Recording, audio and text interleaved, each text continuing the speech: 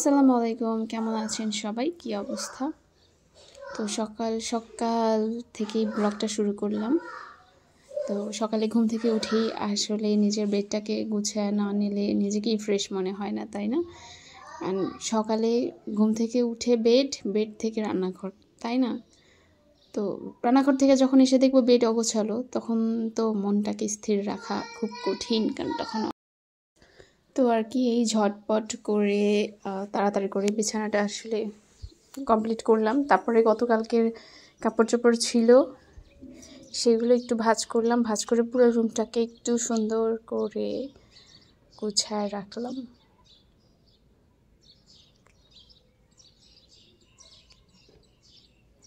সকালটা শুরু হয় বিছানা গোছানো দিয়েই।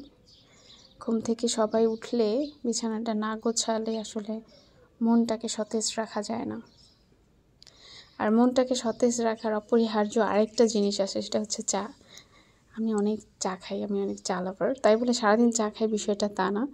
সকালে একবার, বিকালে একবার, এনাফ। এর বেশি আসলে আমি খাই না। আর মাঝে মাঝে মধ্যকালে যদি জাগা হয় তখন।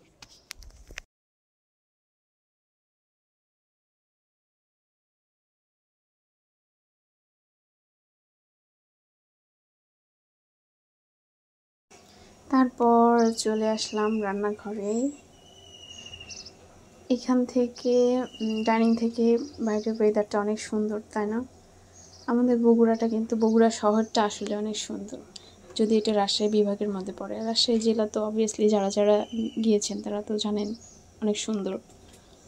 তো বাসায় গেস্ট আসবে দেখে পুরা ঘর দৌড় পরিষ্কার পরিচ্ছন্ন করা হচ্ছিল, যার কারণে ধোয়া মোছা এইসব চলতেছিল। যদিও আমাদের বিল্ডিংটা নতুন হয়েছে, তো যার কারণে হচ্ছে কোনো কিছুই মানে বাড়ির ডেকোরেট ওয়াইজ যে একটা জিনিস তৈরি করে সেরকম কিছুই না। আমাদের যা ছিল সেটা দিয়ে ঘরটাকে সাজানো হয়েছে। এখনও অনেক কিছু বাকি আছে, এই টিভি ডেকোরেশন বাকি, রান্নাঘরে ডেকোরেশন বাকি। তো আলটিমেটলি আসলেও অনেক কিছুই বাকি আছে, বাট যতটুকু ফার্নিচার আছে ততটুকু ফার্নিচার দিয়ে রুমটাকে মোটামুটি করে একরকম করে সাজানো হয়েছে আর কি। তো বাসায় আমার শ্বশুর বাড়ির মানুষেরা আসছিল পিঠা খাওয়ার জন্য। তো শীত যেহেতু ছিল, তো শীত উপলক্ষে আর কি সকাল থেকেই খুবই ব্যস্ততার মধ্যে। এটা হচ্ছে দাওয়াত যেদিন ছিল তার আগের দিনের ভিডিওটা ছিল। আটা করতে যাবে, চাল ডাল সব রেখে দিছে। প্রায় 20-25 কেজির মতো চাল মানে ঢেকিতে পারবে।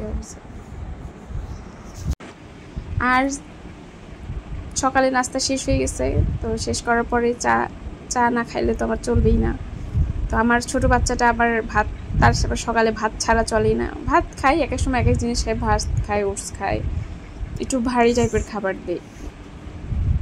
তা আম্মু যেহেতু ঢেকিতে আটা করতে যাবে, তো খুব দ্রুত দুপুরের রান্নাটাও শেষ করতেছিল, খুব ইজি ওয়েতে রান্না করতেছিল। মাসকালাই ডাল ছিল ওই দিন, আর হচ্ছে আলু সিম ভাজি করছে, আর একটা মাছ ভর্তা ছিল। এই ছিল আমাদের দুপুরের খাওয়া। আমরা ঠিক 11টার দিকে গেছিলাম ঢেকিতে আটা করতে, যে আমরা ব্যাক করছি প্রায় 4টা না 4:30টার মতো। তো আম্মু সবাই এক একজনকে এক এক কাজে নিয়োজিত করে দিছে, এক একজন এক এক কাজ করতেছিল। আম্মু ওই রান্নার দিকটা করতেছিল, আমার কোনো কাজ ছিল না। আমার কাজ ছিল খালি ঘুরে বেড়ানো, ঠিক আছে? আমার একটু মোছামুছি গ্রিলটের মোছার দায়িত্ব দিয়েছিল, কিন্তু বাবার বাসায় গেলে না কাজ করতে মনে চায় না। মনে হয় যে একটু ওর পিছনে ঘুরে ঘুরে বেড়াই, ঠিক আছে? একটু ঘুরে টুরে বেড়াই, ঘুমাই, এটাই। কাজকর্ম করতে একদম ভালো লাগে না। তবু আমি যদিও বেশি কাজ করি নাই, আমি কাজ করছি খুবই অল্প, শুধু ওই 2-1টা জানালা গ্রিল পরিষ্কার করছি, এই। আর সবার হেল্পিং হ্যান্ড হিসেবে কাজ করছি। একজনের ওটা লাগবে, আরেকজনের ওটা লাগবে, এটা ওইটা সেটা দিয়েই বেড়াইছি, এতটুকুই। আর যত কাজকর্ম আছে পারি। আমার খালা আসছিল, আমার খালা, আম্মু, তারপরে হচ্ছে বুয়া ছিল, এইগুলা মিলে সব কাজ করছে। তারপরেও ওদের পাশের পাশে একটা ভাড়াটিয়া ছিল, সে আন্টিটা এসেও কাজ করে দিছে। আর আটা করতে গেলে আন্টিরাও আসছিল, আন্টিদেরকে নিতে পারি নাই, এটা পরে, মানে আন্টির একটু পরে আসছিল। আমার ভিডিওটা তার আগেই করা হয়েছে। তো এতগুলো আটা দেখে আন্টিরা বলতেছিল আর নুরি কখনো করেনি, এগুলো কিভাবে করবে। তো পরে আন্টিরা এসে মনে হয় 9 কেজি না 10 কেজির মতো আন্টিরাই আটা কুটে দিয়ে গেছে, আর বাকিটা করতে আমাদের 3 জনের 12টা বেজে গেছে। তো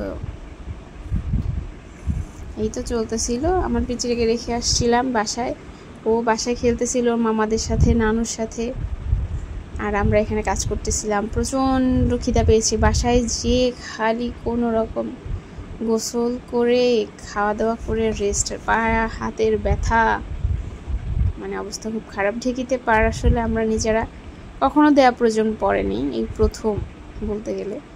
আর আমার নানি ছিল, আমার নানি নানা যতদিন ছিল ততদিন আসলে এত কষ্ট করে খাওয়া লাগে নাই। আমার নানি চলে গেছে প্রায় 5-6 মাস হলো, তো যার কারণেই তো নিজেদেরকে করে খেতে হবে এখন আর কি। রাতের বেলা একটু ছাদে উঠছিলাম চা নিয়ে, সেটাকে উপভোগ করার জন্য।